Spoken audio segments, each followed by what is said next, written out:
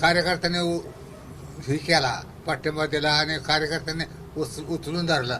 त्यामुळं हे धैर्यशील बाईची उमेदवारी झालेली आहे. आणि दुसरं महत्त्वाचा मुद्दा मला सगळे विचारतात, ईडी ईडी ईडी. ईडीला आम्ही भ्यायचा प्रश्न येत नाही. आम्ही ईडीला भिवून शरद पवारांच्या ह्याच्यामध्ये प्रवेश केला. कारण जर राष्ट्रवादीमध्ये प्रवेश केला नसता, आम्ही अशाच कामाकडे राहिलो असतो, तर आमच्या तालुक्यामध्ये आमच्या कार्यकर्त्यामध्ये गैरसमज निर्माण झाला असता की दादा ईडीला भिले आणि गप बसले. आम्ही आमच्या कार्यकर्त्याच्या मनातला गैरसमज दूर व्हावा म्हणून आम्ही कुठल्या हे न करता हे राष्ट्रवादीमध्ये प्रवेश केला. आणि पवार साहेबांना आम्ही धन्यवाद देणार आहे की आयत्या वेळेला आम्हाला ती उमेदवारी दिली आणि एक संधी दिली आम्हाला की आपण हे उमेदवारी देऊन. आज आपण जर पाहिलं तर आमच्या मतदारसंघामध्ये माढा लोकसभा मतदारसंघामध्ये तुतारीचं फार मोठ्या प्रमाणात चालते. तुम्हाला तुतारीशिवाय काय बोलतच नाही कोण. आणि निश्चितपणे ह्या तुतारी चांगल्या मतानं निवडून येणार आहे. आत्ता मतदार किती मतदार मिळत हे आज नाही सांगू शकणार. आणखीन 5-6 दिवसानंतर अंदाज येईल की आपण किती मतांना दिलं. पण माळशेज तालुक्यामधनं हे 1,30,000 ते 1,40,000 मताधिक्य हे निश्चितपणे मिळणार आहे. त्यामध्ये सगळे झाले, गरुड बंगला पण आला आणि आमच्या कार्यकर्त्याच्या माध्यमातून 70,000 ते 75,000 लीड आम्ही घेणार आहे. पण निश्चितपणे आमच्या तालुक्यामध्ये 1,30,000 ते 1,40,000 मतदान घेणार आहे.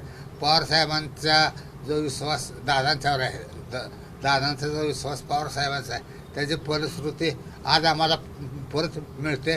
परत पवारसाहेबांच्या बरोबर काम करायला आम्हाला आनंद होईल.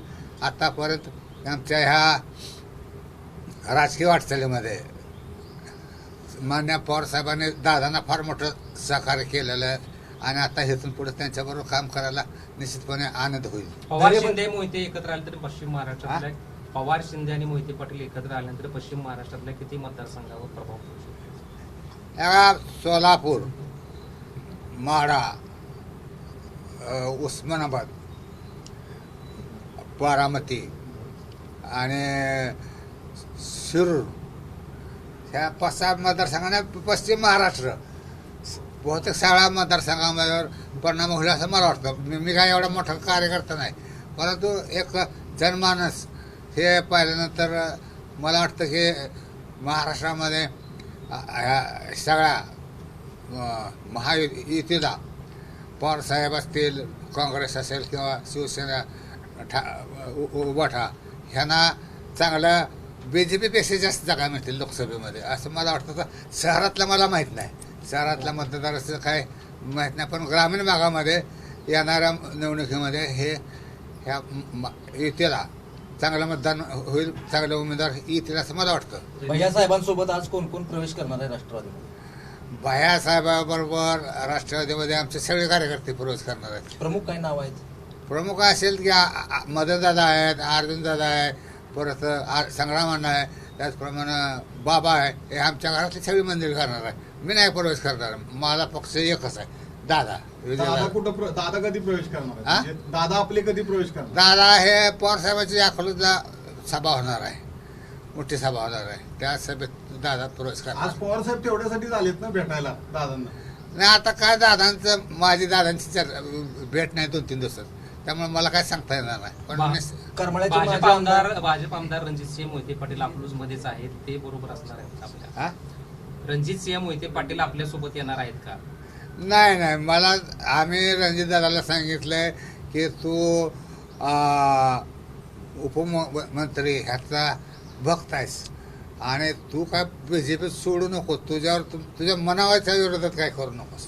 आत्ता खरं म्हणजे हा प्रवेश लाभायला कारण म्हणजे रणजितदादाच होता. रणजितदादाच्या मनामध्ये नव्हतं की BJP सोडायचं. त्याला आम्ही सांगितले बाबा हे उपयोग नाही म्हटलं की आपण जर थांबलो आत्ता BJP बरोबर तर लोकांच्या मध्ये गैरसमज होईल की तुझ्याबद्दल गैरसमज होईल, दादांच्याबद्दल गैरसमज होईल की फडणवीस साहेबांनी तुला मंत्रिपद करतो, तुला काय ते करतो असं आश्वासन दिलं. म्हणून मुलासाठी पुतण्यावर अन्याय करायचं होईल असं जनतेमध्ये बोललं जाईल. म्हणून तू थांब, तुला मंत्रिपद नाही झालं तरी चालतंय, पण दादांच्यावर ठपका यायला नको की मुलासाठी पुतण्यावर अन्याय केला असं व्हायला नको. आणि लोकांच्यामध्ये जे भीती आहे, शंका होती की ईडीला भिवून मोहिते पाटील जातील का नाही, म्हणून त्या हा निषेध झालेला आहे. एबीपी माझा, उघडा डोळे बघा नीट.